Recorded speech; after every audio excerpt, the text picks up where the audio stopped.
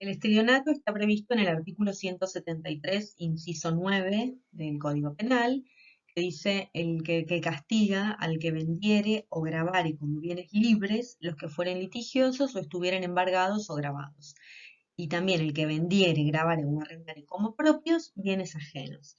Es decir, las acciones típicas consisten en dos supuestos: vender o grabar como bienes libres los que no lo fueren, es decir, los que fueren litigiosos, estuvieran embargados o grabados, y por otro lado, vender, grabar o arrendar como bienes propios los que fueren ajenos. Es decir, hay que aclarar, el sujeto pasivo es el comprador, el acreedor o el arrendatario que haya obrado con buena fe. Y el sujeto activo va a ser el supuesto vendedor, deudor o locador, siempre que ese bien tenga las características que antes definimos.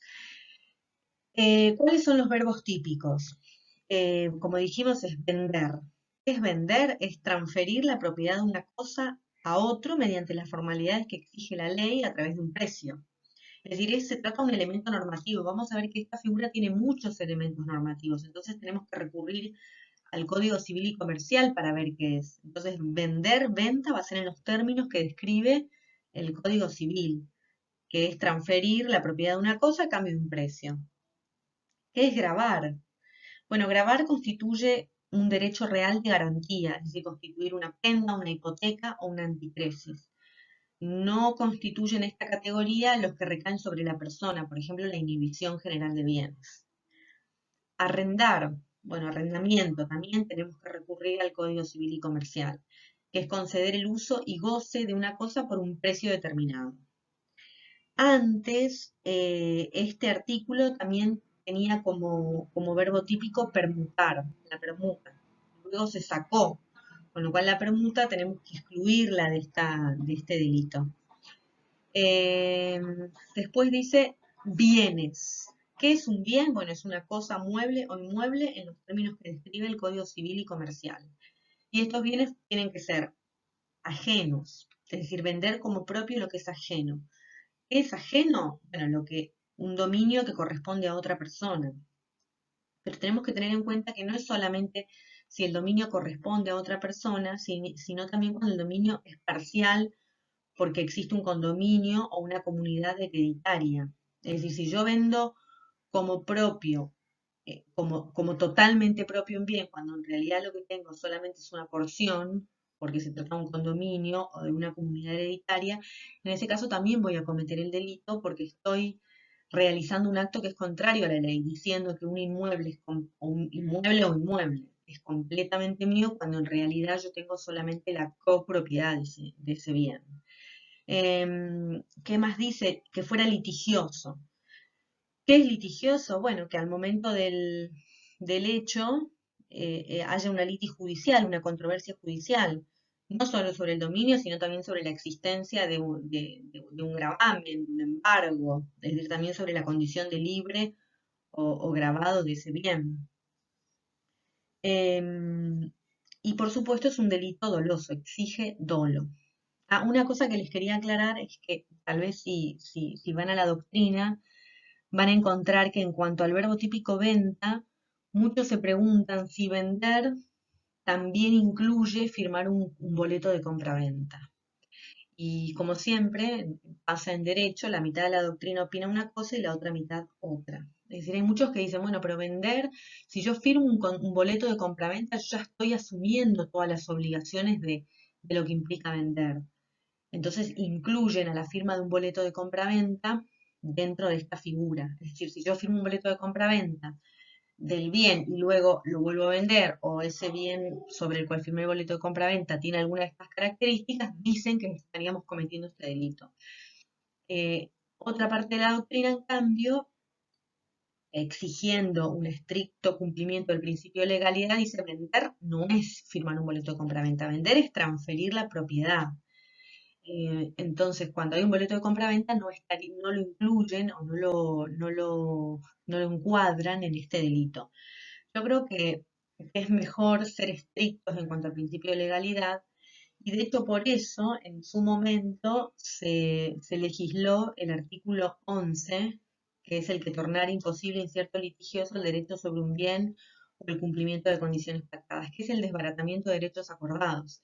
El desbaratamiento de derechos acordados, que es el inciso 11, y que está descrito como una modalidad de abuso de confianza, es un inciso que se previó para los supuestos de sucesivas ventas de un inmueble, de promesas de venta de un inmueble con un boleto de compraventa, porque ocurría esto.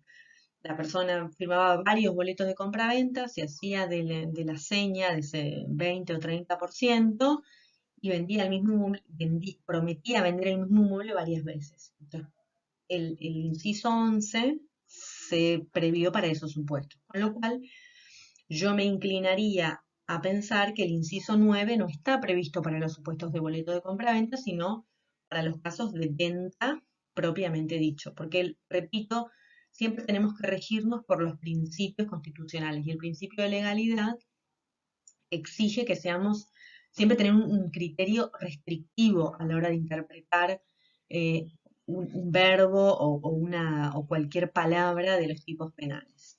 Así que bueno, eso sería para el supuesto de estelionato, que como vemos encuadra en los supuestos de una estafa. De hecho, muchas veces van a ver que dicen, bueno, si falta algún requisito, si la permuta, por ejemplo, no está puesto permuta, bueno, si pasa algo de eso, vamos a la estafa, vamos al 172. Es decir, si alguna modalidad no encuadra específicamente acá, bueno, vamos al supuesto de estafa. Es decir, se trata de una estafa de características especiales llamada estelionato en los términos que le dije, que es vender como propio un bien que es ajeno.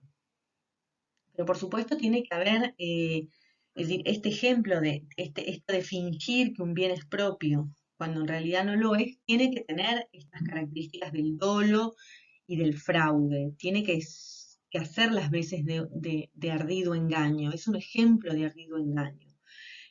Así la jurisprudencia, tenemos un caso de un matrimonio que estaba divorciándose y la esposa alquiló el inmueble conyugal.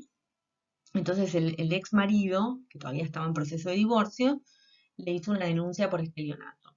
Y lo que la jurisprudencia dijo es que en ese caso en realidad había un conflicto, pero que no era de índole penal, porque la esposa no estaba impedida de alquilar esa propiedad.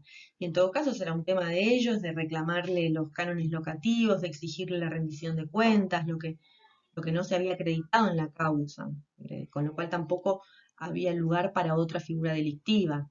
Entonces ahí vemos que la figura del estelionato está dentro del marco de una estafa. Entonces no es simplemente eh, omitir mencionar algo, ¿sí? Porque estar en el marco de un divorcio tampoco implica que el bien en sí tenga un litigio, porque no están hablando, o sea, el bien era hasta el momento en que se dicta el divorcio, el bien era de la esposa también.